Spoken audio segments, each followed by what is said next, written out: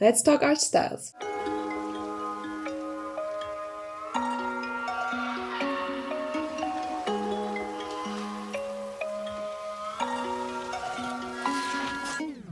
This is such a huge topic in the art world, and I feel like every artist knows the importance of an art style, like it sets you apart from other artists and gives your work this unique identity everybody wants to have. But on the other side, it can be such a daunting task. I know so many people who struggle with finding their own art style. In fact, it was such a significant source of my stress and anxiety in art because I felt for a long time that I'm not making any progress at all. This whole art style thing was such a concern for me that I asked myself, what is my style? Do I even have one? How to find it if I don't? So in this video, I wanted to talk about the problem of this finding your art style topic and how to deal with it.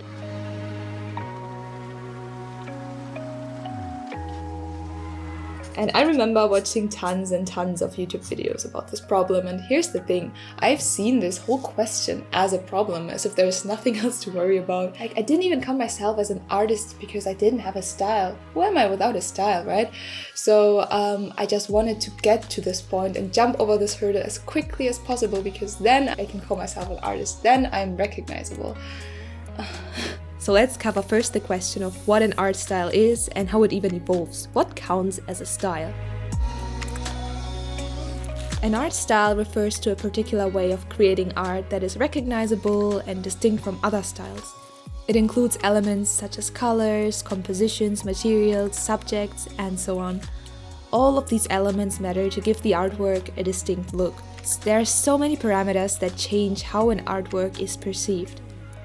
Most of the time, art styles develop over time as artists experiment with new techniques or materials, but also cultural or social shifts that influence their work.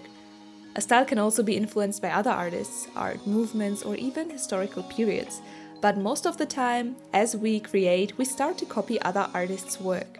And by copy, I don't mean just steal the exact work, it's more like different parts of different artists' styles. Maybe I like the color of one artist, but choose to copy another artist's proportion while drawing humans. Maybe I like drawing with the favorite pens of a specific artist, but love using other artists' subject, and so on. This can happen unconsciously, but most of the time we are aware of what we like and what we choose to include into our own art. I don't know if this is something that happened to you, but once I started out, I tried to copy everything I was into that time. So I had a Pokemon face, I had a anime girl face, I had a Avatar The Last Airbender face. I even was into YouTube animators and did that as well, but we don't talk about that one. Inspiration for art is literally everywhere, and everything we try out can turn out on so many different ways. It is what shapes our art and our whole process. I'm kind of bored. I'm gonna watch something in the background.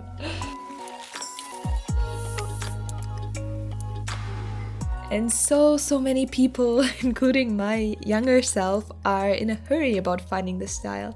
As I said in the beginning, there's this huge misconception of when to imply the style onto your art. As if it's something you just have to get as soon as possible or you can't call yourself an artist. Like, I saw many beginner artists making some mistakes in their perspective, for example, or having weird proportions and being like, this is my style, it has to look like that. But for some reason, you can distinguish between people who know fundamentals like perspective, anatomy, colors, and composition, and choose to apply their own art style onto it, versus people who don't know these kind of things. So I feel like building these important fundamentals is more important than rushing directly to the style. Most of the times, while learning and sketching and improving, you even get a certain handwriting to your art. It is noticeable to see that it was you who made that art piece, even if it's not what you imagined your art to look like or your art style to be.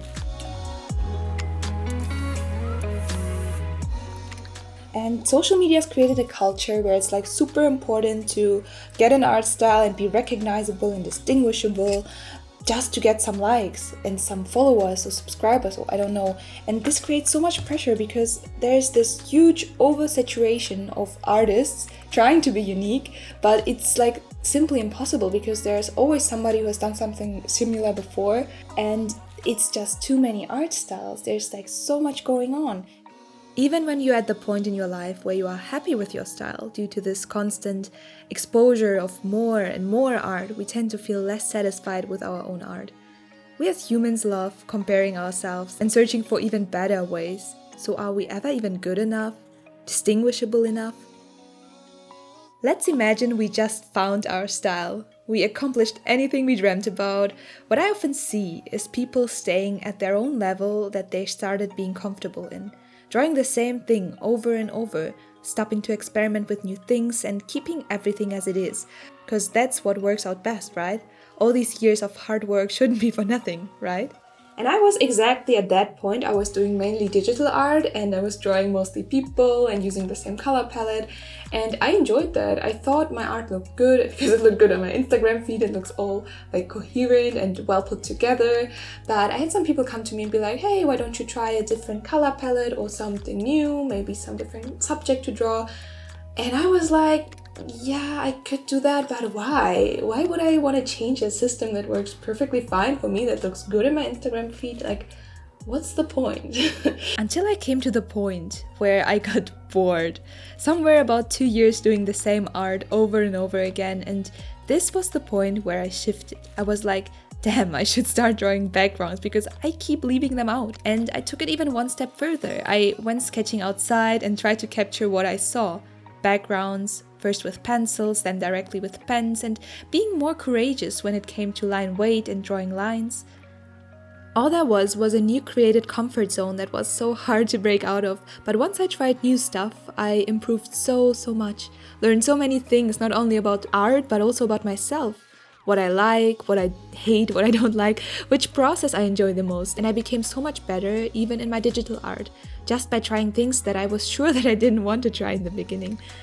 Because I think that if we even get into that comfort zone of the style that we think was the style that was going for us, the style that worked out for us and that we're good at, is still something that keeps evolving.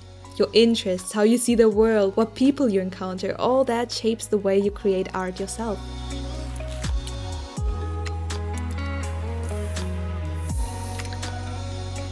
It is important to remember that art is a journey, a long process if you will.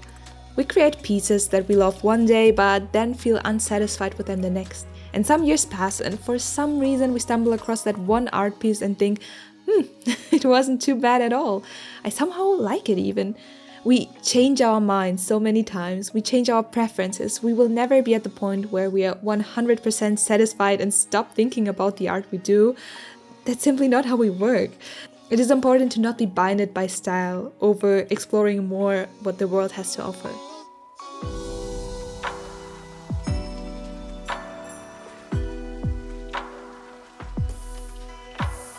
So what to do? How to solve this problem? Try a lot of different things. Try oils, try gouache, try, fine liners. If you like drawing pretty girls, try drawing old dudes.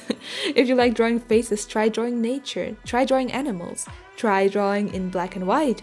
Or go outside, sketch and observe outside. It doesn't matter. Your style will look so different in each technique that you try out. Once you find out which process makes fun the most, what you like, I would do it over and over again with different changes, different subjects, different themes. You will find out what you like and what you don't.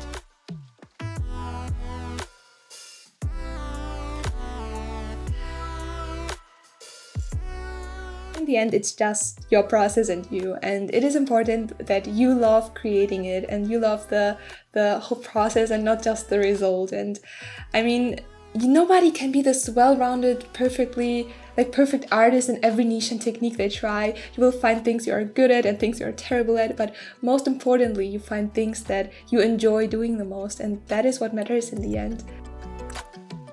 The more you try to remain open about it, the more you enjoy doing it and going back, the more this is the process you enjoy, and maybe you should search for the process rather than looking at the result you want to achieve. And just because you enjoy one thing, that does not mean that I'm only doing that for the rest of my life. Maybe I start enjoying other things. Your style will always change and evolve with you. So now to the question, did I find my art style after this whole monologue about art styles and what they do to our minds? No, I didn't. And yeah, I sometimes do stress about it. I think this is normal, but my whole point of this video is you shouldn't stress about it, because all that matters is the fun you have while doing the art and the whole process behind it, and not a distinguishable art result that you might not even like in the future. Keep experimenting, have fun, try different things, and always try to do your best. So I hope you got something out of this video and enjoy doing your processes and experiments. See you next time. Bye!